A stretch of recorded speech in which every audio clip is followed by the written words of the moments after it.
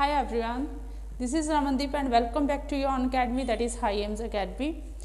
तो स्टूडेंट्स आज हम CDP का जो टॉपिक करने जा रहे हैं वो है चिंतन, मीन्स की थिंकिंग है। टॉपिक बहुत ही शॉर्ट है लेकिन एग्ज़ाम के पॉइंट ऑफ व्यू से बहुत ज़्यादा इम्पॉर्टेंट है, ज़्यादा लेंथी नहीं है लेकिन है इम्पॉर्टेंट। ठीक है, चिंतन मीन्स की थिंकिंग। देखो सबसे पहले समझते हैं कि चिंतन या थिंकिंग क्या है। अब मीन्स कि कुछ स्टूडेंट्स को लगेगा कि कुछ भी सोचना क्या है, चिंतन है या थिंकिंग है, लेकिन नहीं, कुछ भी सोचने को चिंतन या थिंकिंग नहीं कह सकते, वो सिर्फ विचार हैं। ठीक है, वो सिर्फ विचार हैं। जब हम नॉर्मली किसी भी बात के बारे में, किसी भी चीज़ के बारे में सोच रहे हैं तो वो चिंतन नहीं है, वो सिर्फ विचार हैं।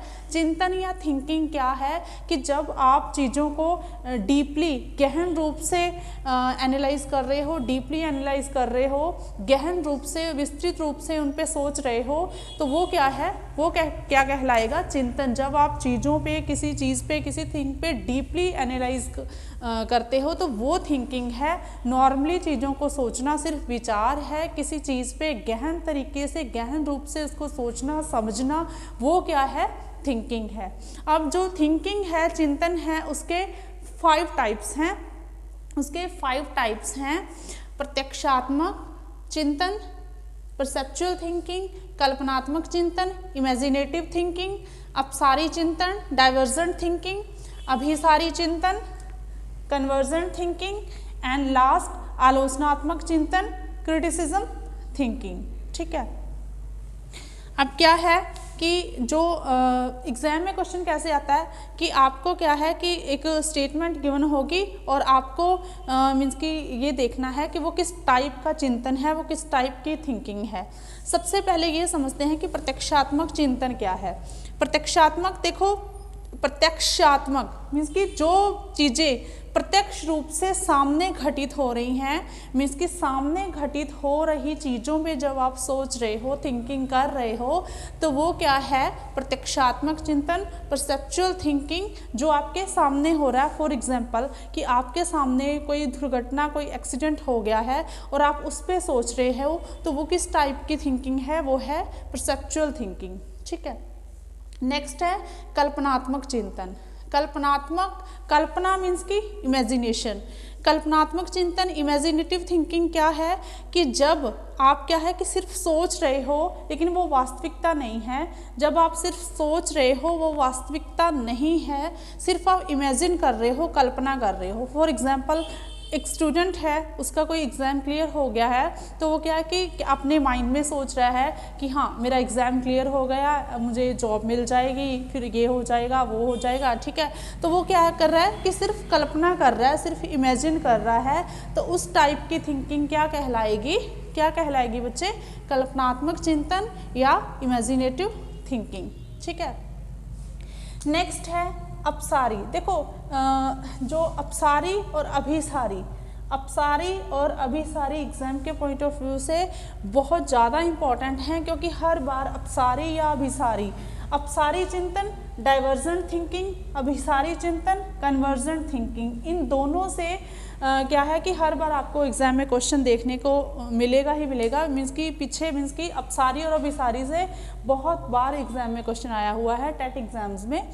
देखो अपसारी चिंतन क्या है बच्चे, ध्यान से समझिएगा। अपसारी मीन्स कि डाइवर्जेंट थिंकिंग। देखो जब आप एक वस्तु को एक तरीके से, एक से ज़्यादा तरीके से प्रयोग करते हो, तो वो देखो पहले क्या है कि अप मीन्स कि हाई। ठीक है, अप मीन्स की हाई।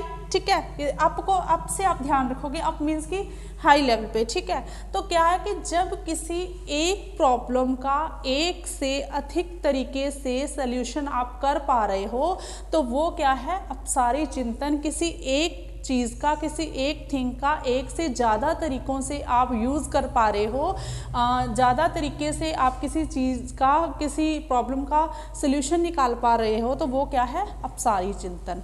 अब देखो अपसारी चिंतन में क्या है, मीन्स कि जो सृजनात्मक जो क्रिएटिव चाइल्ड होते हैं उनमें अपसारी चिंतन होता है। जो प्रतिभाशाली बालक होते हैं, जो मीन्स कि जीनियस चाइल्ड होते हैं, उनमें अपसारी चिंतन होता है, क्योंकि वो एक चीज़ के एक से अधिक सोल्यूशन निकाल सकते हैं, जो जीनियस चाइल्ड होते हैं, जो क्रिएटिव चाइल्ड होते हैं।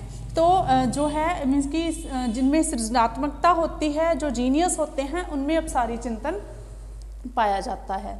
नेक्स्ट है अभिसारी चिंतन, कन्वर्जेंट थिंकिंग। अभिसारी चिंतन क्या है कि जिनमें क्या है कि कॉन्सेप्ट्स का, तथ्यों का यूज़ हो रहा है, कॉन्सेप्ट्स का यूज़ हो रहा है, रूल्स रेगुलेशंस का यूज़ हो रहा है, वो है अभिसारी चिंतन, जिसमें क्या कि कोई पर्टिकुलर कॉन्सेप्ट्स होते हैं, तथ्य होते हैं जो तथ्यों पे आधारित है, जिन्हें क्या है चेंज नहीं किया जा सकता। हालांकि देखो इसमें क्या है शुद्धता होती है, क्योंकि इनमें रूल्स रेगुलेशंस आ रहे हैं, तथ्य आ रहे हैं, कंसेप्ट्स आ रहे हैं, लेकिन क्या है कि इनको चेंज नहीं किया जा सकता। और ये जो है ये ब्रॉड थिंकिंग होती है। जो अपसारी चिंतन है, जो डाइवर्जेंट थिंकिंग है, ये ब्रॉड टाइप की होती है। ठीक है, नेक्स्ट है, लास्ट है आलोचनात्मक चिंतन, क्रिटिसिज्म थिंकिंग, जिसमें क्या है कि आप किसी व्यक्ति के गुण दोषों का विश्लेषण कर रहे हो। आलोचना का मतलब सिर्फ ये नहीं है कि आप उसकी सिर्फ नेगेटिव चीज़ों को ही लेके चल रहे हो, सिर्फ नेगेटिव मीन्स की चीज़ों को ही डिफाइन कर रहे हो। आलोचना तो मीन्स कि आप नेगेटिव और पॉजिटिव दोनों चीज़ों के बारे में विश्लेषण कर रहे हो, उसको एनालाइज कर रहे हो, तो वो होती है आलोचनात्मक थिंकिंग, क्रिटिसिज्म थिंकिंग। तो बच्चे आज का ये सीडीपी का टॉपिक है शॉर्ट, लेकिन एग्जाम के पॉइंट ऑफ व्यू से बहुत इंपॉर्टेंट है, क्योंकि चिंतन टॉपिक से आपको हर बार क्या है टेट एग्जाम में चिंतन टॉपिक से आपको हर बार क्वेश्चन देखने को मीन्स की मिलता है। ठीक है, तो स्क्रीनशॉट लेना चाहो तो ले सकते हो। ठीक है, तो कमेंट बॉक्स में राइट करके ज़रूर बताइएगा कि कैसी लगी आपको ये क्लास। ठीक है, तो बाय बाय बच्चे, हैव अ नाइस डे।